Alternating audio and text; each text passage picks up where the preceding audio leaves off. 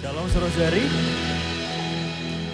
Welcome to Gibeon Church. Di sini bukan tempat untuk orang sempurna, tetapi tempat di mana kita semua disempurnakan oleh kuasa Injil dan kasih karunia Tuhan kita Yesus Kristus. Minggu ini kita sudah masuk ke dalam minggu yang ke-26 dalam perenungan katekismus. Seperti biasa saya akan membacakan pertanyaannya, lalu kita akan membaca bersama-sama jawaban serta ayat bacaannya. Pertanyaan ke-26, apakah gereja itu? Allah memilih dan memelihara baginya sebuah komunitas yang ditetapkan untuk kehidupan kekal dan disatukan oleh iman yang mengasihi, menaati, menyembah dan belajar dari Dia bersama-sama. Allah mengutus komunitas ini untuk memberitakan Injil dan memperlihatkan dulu tentang kerajaan Allah itu melalui kualitas hidup bersama mereka dan kasih mereka kepada satu sama lain. Kita baca bersama di Efesus 2 ayat 19 sampai 22. Demikianlah kamu bukan lagi orang asing dan pendatang, melainkan kawan sewarga dari orang-orang kudus dan anggota-anggota keluarga Allah yang dibangun di atas dasar para rasul dan para nabi, dengan Kristus Yesus sebagai batu penjuru. Di dalam Dia tumbuh seluruh bangunan, rapi tersusun, menjadi bait Allah yang kudus di dalam Tuhan. Di dalam Dia kamu juga turut dibangunkan menjadi tempat kediaman Allah di dalam Roh. Silakan duduk saudara-saudari.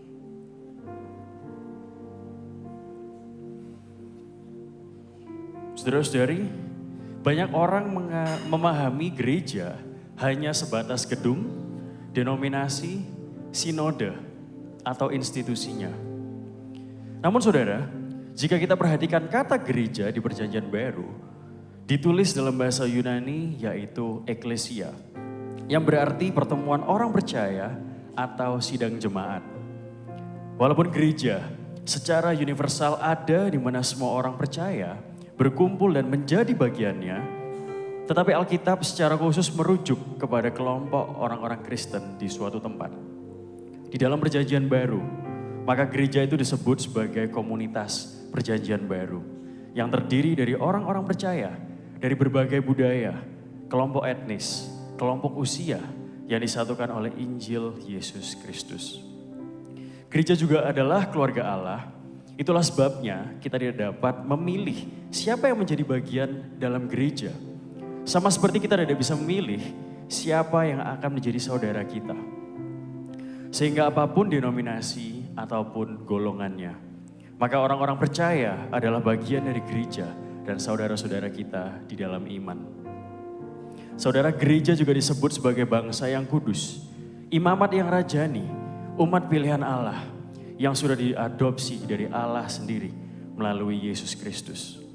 Dan dipakai oleh Allah sebagai alat yang digunakan untuk membangun kerajaannya melalui pemberitaan Injil dan kehidupan yang penuh kasih kepada sesama.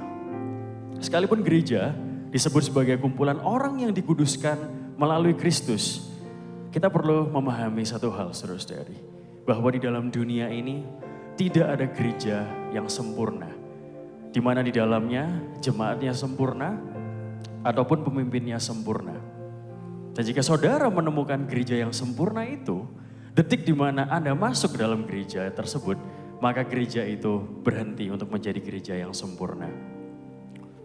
Dan hal ini sesuai dengan hashtag kita di tempat ini, bukan tempat untuk orang sempurna, tetapi sungguh tempat di mana kita disempurnakan oleh kuasa Injil dan kasih karunia Tuhan kita Yesus Kristus.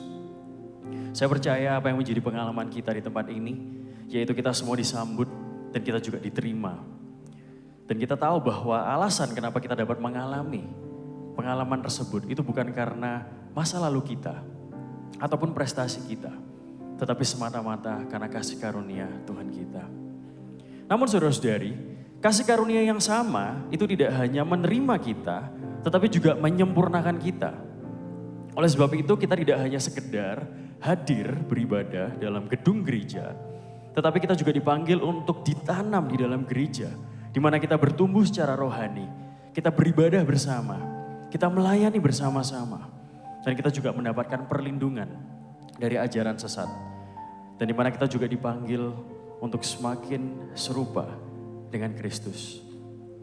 Dan saudara, perjalanan menuju keserupaan dengan Kristus itu bukan sekadar merangkul dan menyetujui hal-hal yang kita sukai. Dan artinya apa? Bukan artinya juga kita sebetulnya mengabaikan apa yang kita tidak sukai. Seperti apa yang mungkin yang kita alami, kita semua ingin diterima di dalam sebuah gereja atau komunitas. Tetapi saat kita berhadapan dengan saudara seiman yang sulit untuk diterima karena ketidaksempurnaan mereka, apa yang terjadi? Kita mulai memilih dan memilah. Tidak jarang kita menuntut perubahan dari orang-orang di sekeliling kita atau saudara-saudari kita seiman.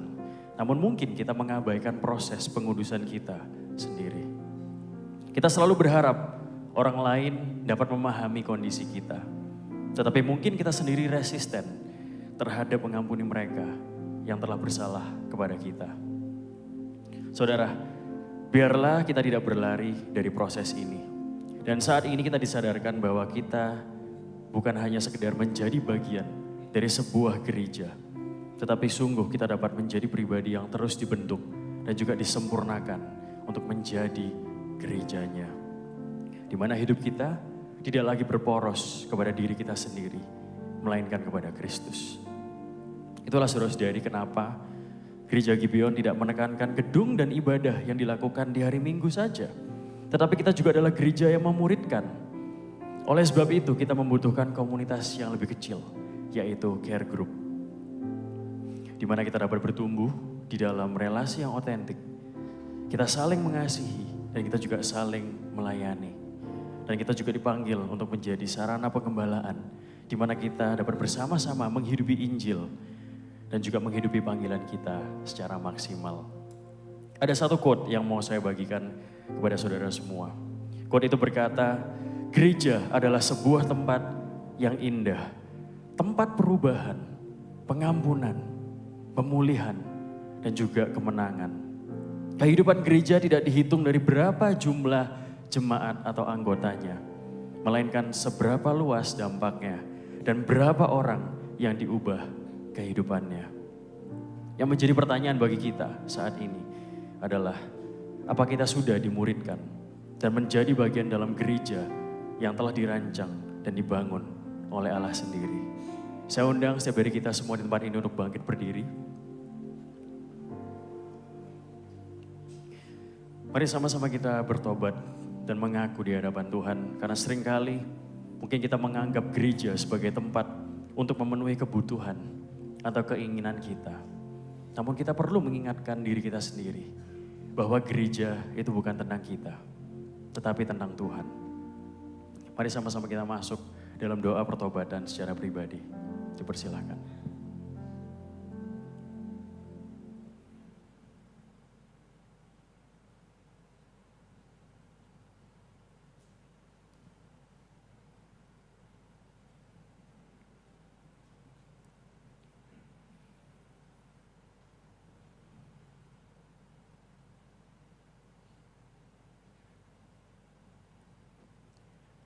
Ya Tuhan, kami datang di hadapan-Mu saat ini dengan kesadaran bahwa kami adalah bait-Mu. Namun seringkali kami gagal untuk mencerminkan pribadi-Mu yang hidup di dalam kami. Ampuni kami ya Tuhan yang seringkali menjadikan hidup ini tentang diri kami. Dan biarlah Roh Kudus mampukan kami dalam setiap proses pengudusan ini. Dan kiranya memampukan kami menghidupi panggilan-Mu selalu. Hanya di dalam nama Tuhan Yesus kami berdoa dan mengucap syukur.